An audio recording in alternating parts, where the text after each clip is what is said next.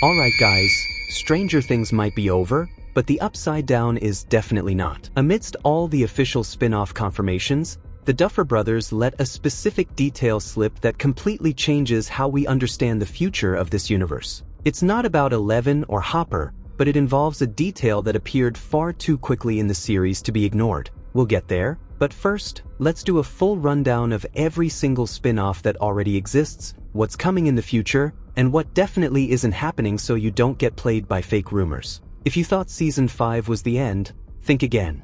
Netflix has made it clear that ending the franchise was never the plan. The main series is done, but the world of Stranger Things is far from resting. It's a rich universe, and what we are seeing now is the official confirmation of an expanded universe that will live on through new stories, different formats, and a recurring promise from the Duffers. No lazy spin-offs just to milk the franchise. This isn't a reboot, it's not a direct sequel, and it's not a solo series for a famous character.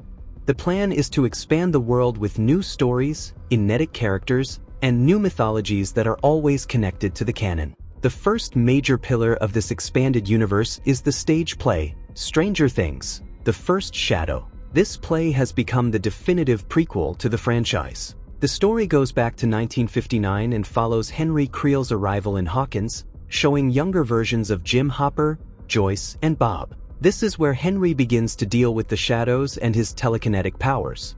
This isn't just a loose adaptation, it was written by one of the show's writers working directly with the Duffers. It is key mythology. Another spin-off that already exists in a different format is the project focused on Nancy Wheeler, titled Stranger Things, One Way or Another. This book and audiobook, released in late 2025, takes place between seasons 4 and 5. It follows Nancy and Robin diving into conspiracies linked to the Hawkins lab. It's crucial because it explains Nancy's decision to skip college and her obsession with the truth. These materials, along with books like Suspicious Minds and Flight of Icarus, build a lore that is much denser than most people realize. Now, for what's actually coming next. The first big confirmed release is the animated series Stranger Things, Tales from '85, set to premiere in the second half of 2026. This 2D animated series is a celebration of '80s nostalgia, set between seasons 2 and 3, featuring the classic group investigating new paranormal mysteries. It's Stranger Things with the soul of a classic cartoon like Scooby-Doo or The Goonies. Then, we have the most ambitious project of all, the live-action spin-off. While it doesn't have an official title yet, it's in pre-production for a 2027 release. The Duffers promised a completely new mythology in a new city, potentially set in the 90s. And here is the detail I mentioned. Matt Duffer revealed that this spin-off will explain the origin and meaning of the stone inside the suitcase that appears in Vecna's mind, one of the biggest unanswered questions from Season 5. However, we also need to know what isn't happening.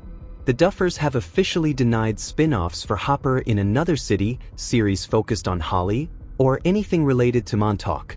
That was just a nod to the show's original concept. Finally, there's the big move. The Duffer Brothers are leaving Netflix for an exclusive contract with Paramount starting in April 2026.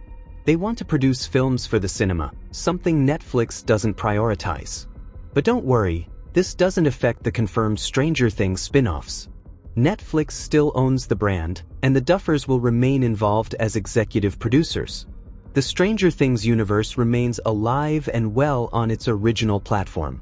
The franchise isn't dying, it's evolving into something much bigger. So, are you hyped for these new projects? Which spin-off are you waiting for the most? Let me know in the comments. Peace out.